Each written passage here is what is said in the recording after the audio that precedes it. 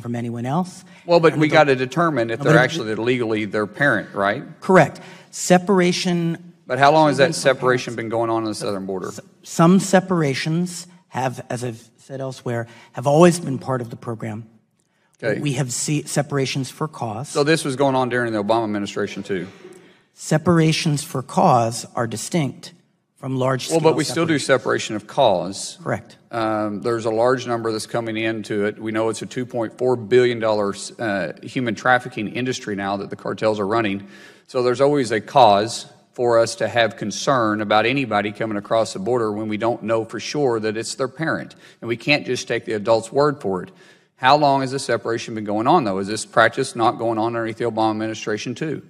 So prior to what we saw beginning in July of 2017, separations from parents occurred typically for one of four circumstances. The parent was medically unable. It's been going on before, though.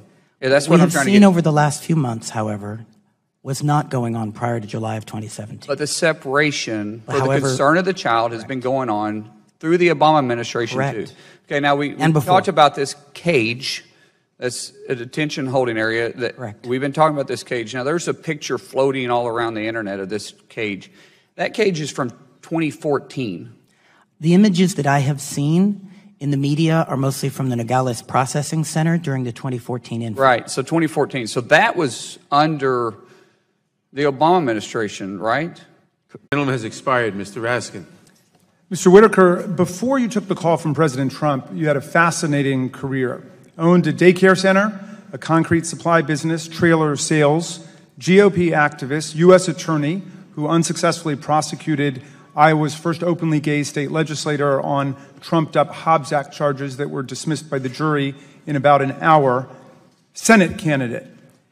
There have been funders paid Matthew Whitaker $1.2 million. According to the Washington Post, in the 3 years after he arrived in Washington, Whitaker received more than $1.2 million as the leader of a charity that reported having no other employees. That's a pretty good deal. Now, what was the name of the charity that you ran, Mr. Whitaker?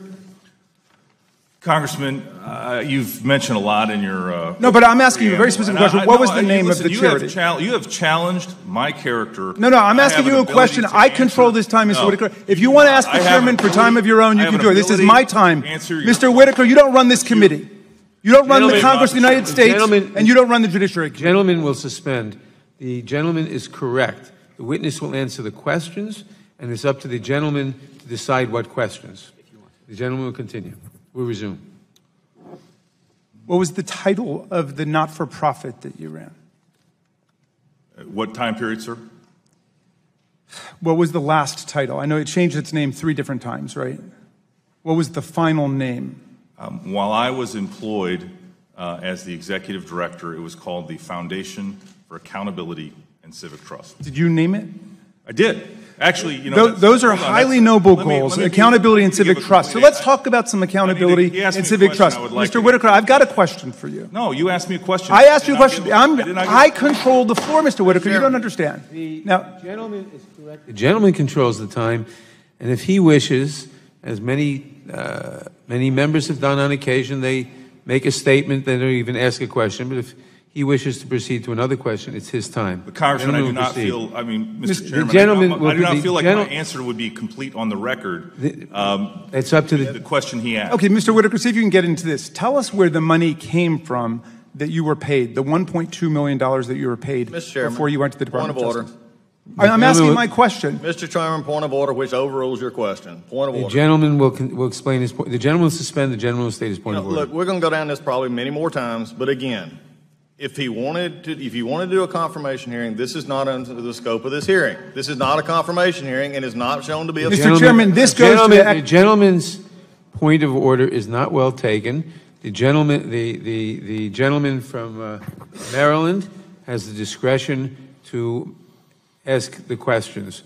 The gentleman will proceed. Appeal the ruling of the chair. The gentleman has appealed the ruling of the chair. The gentlelady has moved to table. All in favor of the motion to table the appeal of the ruling of the chair will vote aye. Aye. Opposed, nay. Aye. The ayes have it. the ruling of the motion is tabled. Mr. Chairman, gentleman, can you and I engage in a the colloquy? gentleman Suspend will. the clock. Can we suspend the clock and you and I engage No. colloquy? We're in the may solve some longer we're in the problems, middle of the. Point of order, Mr. Chairman. Is the ranking member just going to continue to interrupt when he doesn't like the flow of questions? Excuse me. I'll probably make a point of order when that needs to be made. I Right hope- now, we've Good been if it'd getting be useful if it overruled. was actually a point of order. Everyone will please suspend.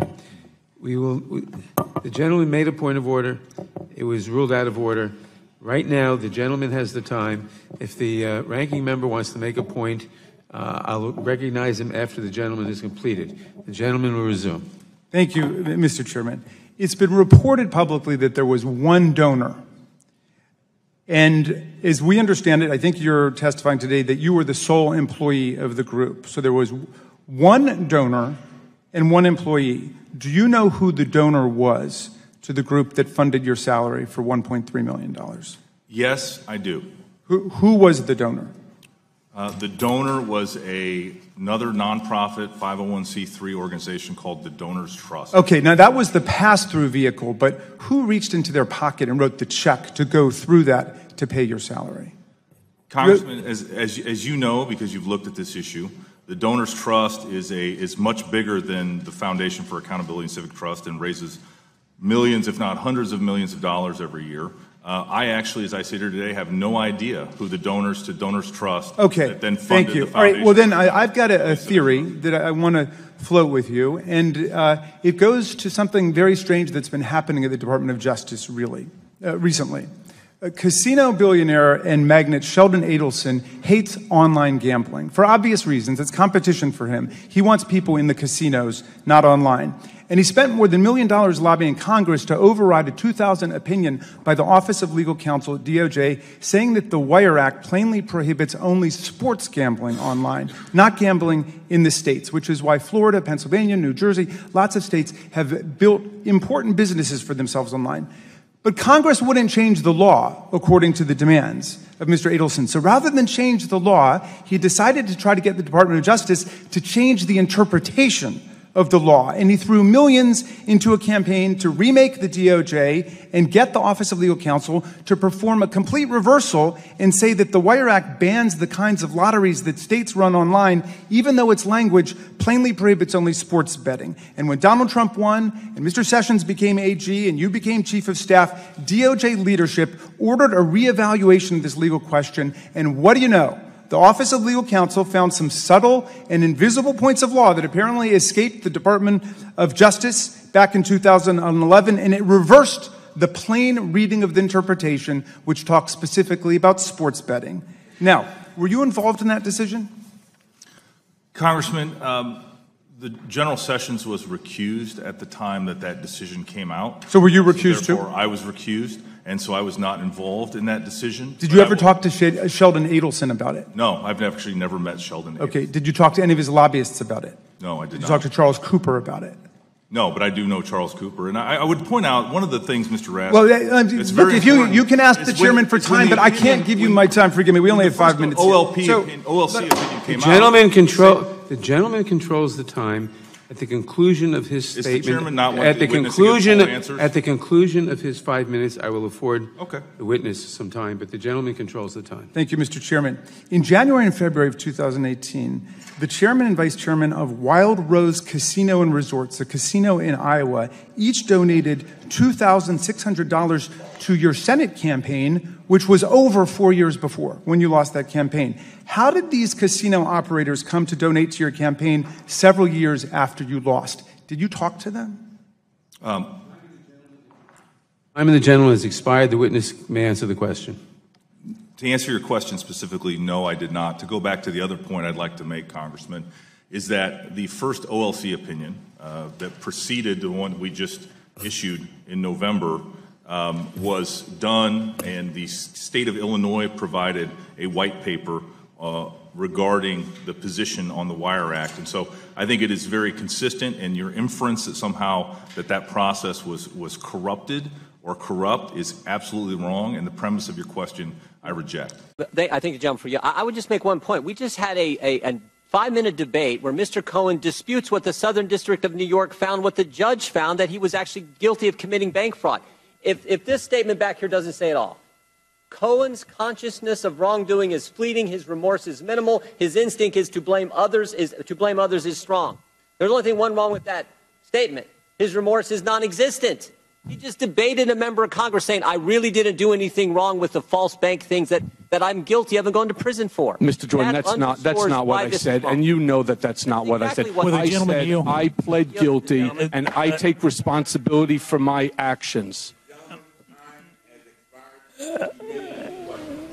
Shame on you, Mr. Jordan. Mr. Chairman, not what I said. Mr. Chairman, that's not what I said. What I said is I took responsibility, and I take responsibility. What I was doing is explaining to the gentleman that his facts are inaccurate.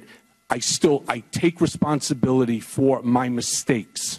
All right, I am remorseful. And I am going to prison. I will be away from my wife and family for years. So before you turn around and you cast more dispersion, please understand, there are people watching you today that know me a whole lot, but I made mistakes. I own them, and I didn't fight with the Southern District of New York. I didn't put the system through an entire scenario. But what I did do is I pled guilty, and I am going to be, again, going to prison.